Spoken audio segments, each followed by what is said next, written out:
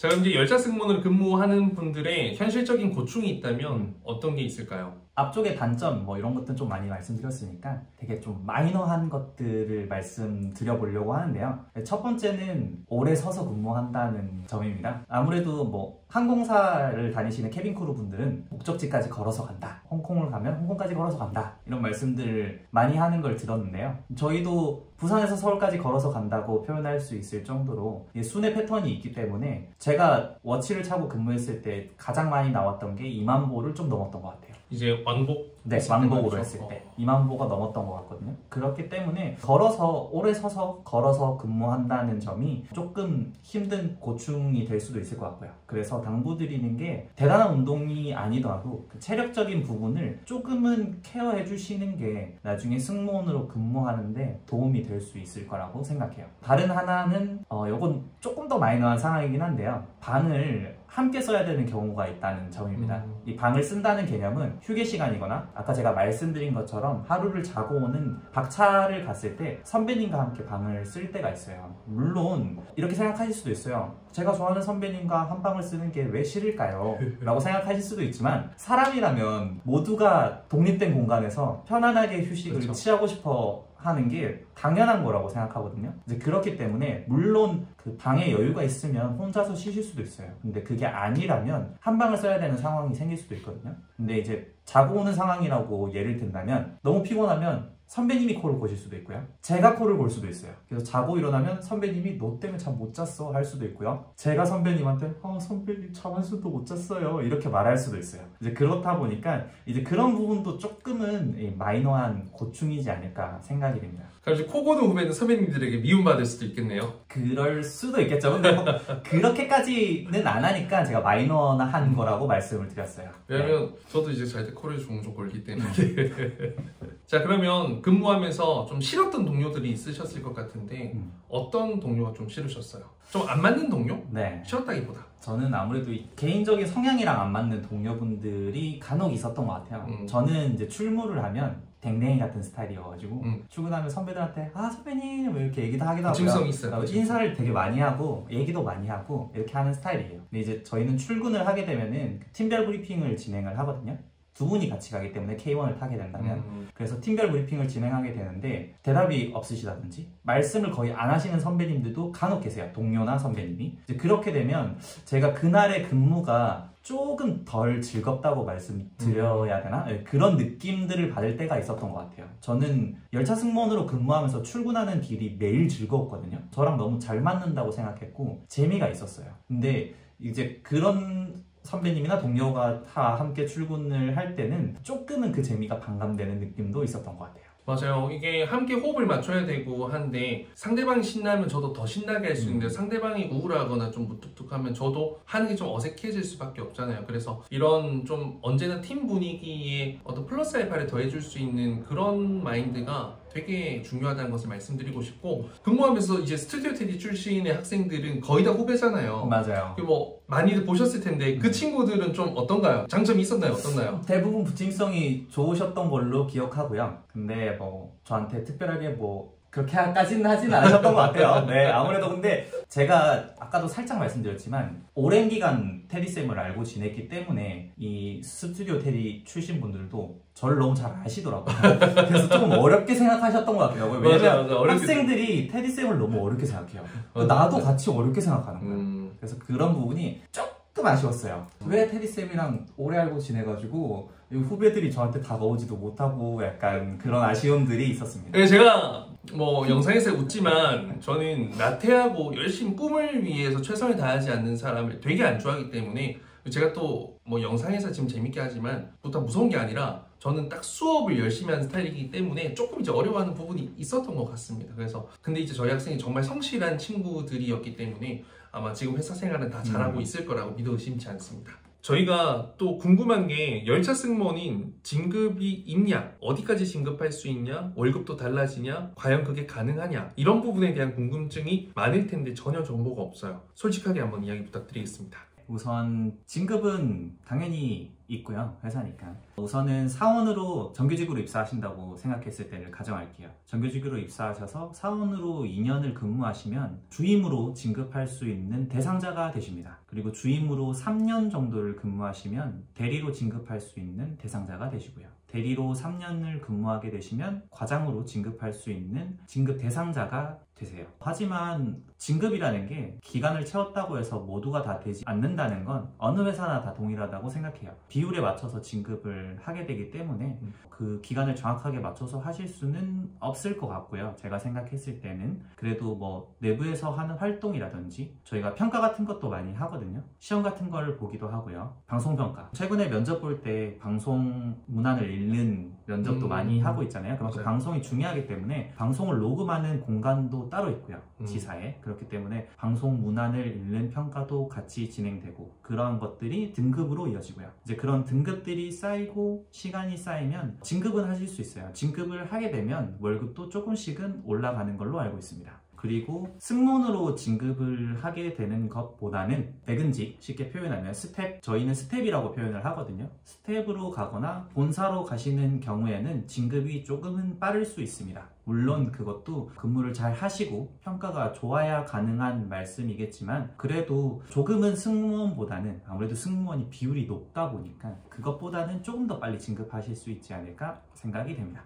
이건 뭐 당연한 거예요. 객실 승무원도 똑같고요. 그러니까 객실 승무원에서 아무리 좋은 인사평가를 받는다 하더라도 고객에게 잘하고 동료들에게 좋은 평가는 맞지만 이게 회사에 기여한 점은 이제 회사 내근직, 즉 사무직, 오피스 잡을 하는 분들이 사실 더 클 수밖에 없고 그 업무 범위가 넓어요. 회사 일도 하고 다양한 것도 불려다니면서 비행까지 하거든요. 보통 항공사 승무원 같은 경우에는. 그래서 똑같은 원리다라고 생각하시면 되고 결국에는 능력 있고 열심히 하는 분들이 이런 여러 오퍼도 들어오고 그게 결국 진급 커리어 패스로 빠르게 딱 올라가는 지름길이 된다는 것을 알고 계시면 될 것 같습니다. 네. 물론 이제 오래 전이긴 한데 취업 준비를 하면서 좀 기억에 남는 순간이 있다면 어떤 순간이 있을지가 궁금해요. 뭐 워낙 알아서 잘 해오셨던 분인데 또 그 과정에서 또 저와 함께 했던 시간들도 있고 하니까 어떠셨는지 한번 간단히 부탁드리겠습니다. 그때를 떠올려 보면 조금 막막했던 건 사실인 것 같아요. 카지노 딜러를 그만두고 항공사 채용 준비를 꽤 많이 했었고요. 그리고 뭐 항상 최종 합격에서 번번이 좀 떨어지면서 자존감이 많이 낮아졌던 것도 사실인 것 같아요. 그래서 어떻게 해야 될까 고민을 많이 하고 있었을 때 테디쌤이 스튜디오 테디를 시작한 지 오래되지 않았을 때 제가 거의 2기, 3기 이 정도거든요. 네, 맞아.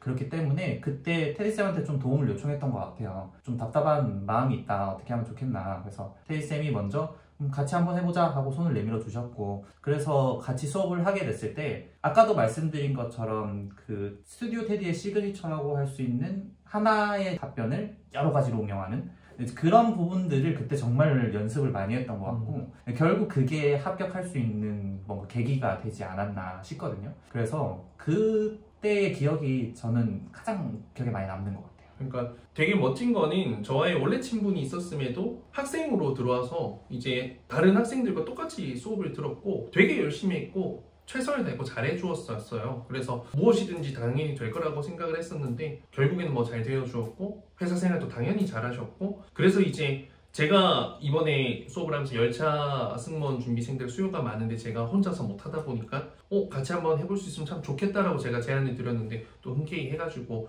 여러분들과 이런 영상을 시작으로 앞으로 영상을 많이 찾아뵙게 될 거예요. 열차 승무원 관련해서만큼은요. 그래서 아마 여러분들에게도 많은 도움이 될 것이고 그때 도움의 손길을 건넸을 때 잡아주었던 것처럼 여러분들도 손길을 건넸을 때 좀 따뜻하게 잡아줄 수 있는 분이 아닐까 저와 함께. 그럼 뭐 양손이니까 뭐 물에 빠져도 꺼내줄게요. 저는 수영 못하는데 괜찮아요? 괜찮습니다. 그냥 뭐 팔만 뻗으면 됩니다. 자, 그리고 열차 승무원이 되기 위해서 이런 것까지 해봤다라는 것들 있을 거예요. 저도 이제 저희 학생들에게 그런 간절함을 보여주기 위해서는 과거의 행동 경험을 증명해내라 면접 답변으로 이야기를 많이 하는데 본인은 어떤 거 해보셨습니까? 저는 열차 승무원 준비할 때 가장 기본인 것 같아요. 열차를 정말 많이 탄 것 같아요. 제가 개인적으로 카페 가는 걸 정말 좋아하는데 일부러 동대구에 있는 카페를 많이 갔던 것 같아요. KTX를 타고 동대구역으로 가서 동대구역 뒤쪽으로 나가면 카페들이 좀 있거든요. 거기서 책을 읽기도 하고 면접 준비나 답변을 만드는 시간들을 많이 보내려고 했던 것 같아요. 다행히 부산에서 동대구는 그렇게 큰 금액이 아니거든요, 운임이. 그래서 뭐 매일은 아니지만 충분히 제가 경험할 수 있는 횟수만큼은 탈 수 있었던 것 같고요. 그 안에서 느꼈던 점? 아무래도 열차를 직접 탔을 때 보이는 부분들이 있기 때문에 그런 부분들을 보려고 노력을 많이 했던 것 같아요. 그래서 이제 여러분들이 열차에 대한 구조에 대한 공부도 열심히 하는 것도 필요하고 그 안에서 어떤 모습들 그리고 뭐 역사 내외에서 그런 모습들 그런 것들 보는 게 동기부여도 되지만 답변 활용에도 엄청나게 많은 도움이 될 거라고 제가 확실히 좀 말씀을 드립니다. 자, 그러면 이제 우리 전직 승무원분께서도 아마 도전을 굉장히 좀 좋아하는 분인데 그리고 도전에서 실패도 크게 하지 않은 경험이 대부분인 걸로 알고 있고요. 근데 멘탈 관리를 많이 힘들어요. 멘탈이 관리 안 된다는 것은 사실상 아무것도 하지 않고 있는 경우가 대부분인데 리스크를 아니려고 하지 않은 건데 그 멘탈 관리는 좀 어떻게 하셨는지 한번 조언을 인생 선배로서 한번 부탁드립니다. 저는 첫 직장을 잡는 것부터 그렇게 빠른 나이는 아니었던 것 같아요. 그래서 항상 나이에 대한 조급함 같은 것들이 많이 생겼던 것 같거든요. 근데 제가 살아오면서 느낀 건 조급하면 일이 잘 풀리지 않더라고요. 많은 분들이 말씀하시고 항상 말씀하시지만 경험하지 않으면 못 느낄 수도 있을 것 같아요. 하지만 또 한 번 말씀드려야 되는 건 조급하면 일이 풀리지 않는다는 거예요.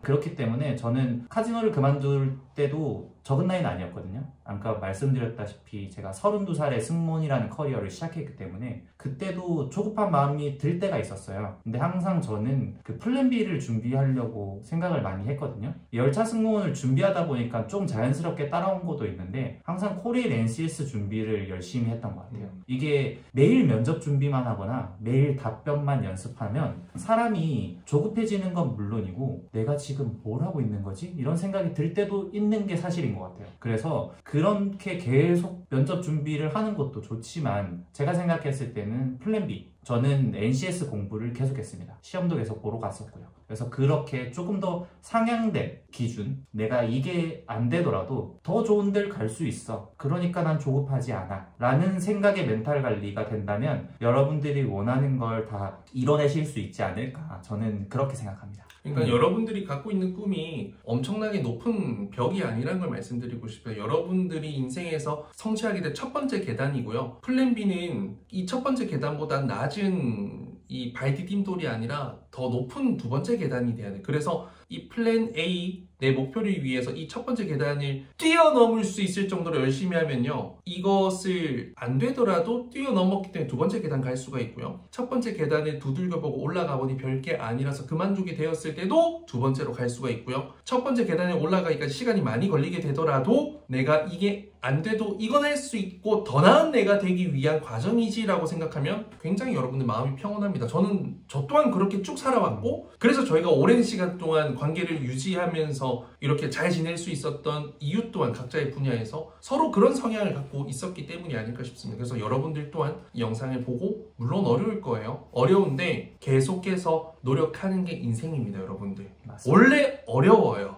졸라게 어려워요. 도전을 해야 합니다. 매일매일 하는 거죠. 리스크를 안는다는 건 내가 돈을 날리고 상처를 당하고 상처를 입고가 아니라요. 행동을 한다라는 거예요. 그 행동에 드는 시간, 비용, 돈이 낭비될 수 있지만 그 리스크는 행동일 뿐인데 그 리스크를 안지 않고 행동을 하지 않는다는 것은 성공을 위한 과정을 모두 삭제하겠다는 건데 그 말 같지도 않은 소리 하지 말아주십시오. 시도하지 않으면 성공할 수 없어요. 자, 그럼 이제 저희가 마지막으로 이제 뭐 열차 승무원 준비생들, 뭐 또 객실 승무원 준비생들, 또 저희가 나중에는 호텔 카지노 관련된 영상도 촬영할 거거든요. 뭐 모든 서비스 업계 산업 혹은 취업을 준비하는 우리 대한민국의 미래를 위해서 간단한 조언 한번 부탁드리겠습니다. 우선은 힘든 길을 가고 계신다는 걸 알고 있어요. 하지만 이 과정을 지나가야만 여러분들이 원하는 곳에 취업을 할 수 있기 때문에 이 과정을 어렵겠지만 즐겼으면 좋겠어요. 저도 여러 회사들을 다니면서 그 과정들을 남들보다는 좀 더 많은 시간들을 보냈던 것 같거든요. 하지만 최대한 즐기려고 노력 많이 했던 것 같아요. 그래서 많이 즐기시고 또 다른 하나는 우선 체력을 많이 기르셨으면 좋겠어요. 뭐 서비스업 말씀도 하셨고 대기업 말씀도 하셨지만 결국 체력이 받쳐주지 않으면 멘탈도 흔들리게 돼 있는 것 같아요. 그래서 평소에 뭐 운동이라든지 뭐 가벼운 산책이라든지 뭔가 그런 체력적인 관리들 잘 하셨으면 좋겠고요. 그 다음에 서비스업 쪽을 말씀하셨으니까 시간 관리를 정말 잘 하셨으면 좋겠어요. 아까 카지노도 말씀하셨는데 카지노는 쉬프트 근무거든요. 3교대 근무를 돌아가기 때문에 자신의 시간 관리가 더 많이 중요합니다. 훨씬 더 중요해요. 그렇기 때문에 뭐 그런 쪽으로 뭐 항공승무원도 마찬가지겠죠. 스케줄 근무를 돌고 레이오버를 갔다 오고 시차가 계속 변경되고 열차 승무원도 계속 서울과 부산을 왔다 갔다 하고 수면 시간이 그렇게 길지 않기 때문에 피곤할 수도 있고 힘들 수도 있어요. 이제 그런 부분에서 자기가 평소에 스케줄을 관리하고 시간을 관리하는 습관을 기르시고요. 그걸 활용하는 방법들을 깨우치셨으면 좋겠어요. 그렇게 한다면 여러분들이 이런 불규칙한 환경 속에서 근무하는 이 서비스업을 온전히 즐기실 수 있으실 것 같아요. 서비스업의 가장 큰 장점이라고 한다면 테리쌤도 분명 공감하실 것 같은데 평일에 여행 갈 수 있다는 겁니다. 여러분들이 주말에 여행을 가거나 공휴일에 여행을 가시면 모든 게 다 비싸고요. 어딜 가나 사람이 많습니다. 하지만 서비스업은 항상 평일에 움직일 수 있기 때문에 물론 친구들을 조금 덜 만날 수는 있어요. 하지만 시간만 맞는다면 정말 싼 가격에 정말 사람이 없는 평화로운 공간으로 여러분들이 여행을 즐기실 수 있습니다. 그렇기 때문에 여러분들이 서비스업을 꿈꾸신다면 제가 했던 말 그리고 테디쌤들의 영상들을 보시면서 좀 꿈을 잘 키워나가셨으면 좋겠어요. 되게 좋은 이야기인 것 같아요. 서비스직의 가장 큰 장점인 평일엔 내가 행복할 수 있고 주말엔 가장 행복한 사람들을 내가 만날 수 있다. 맞아요.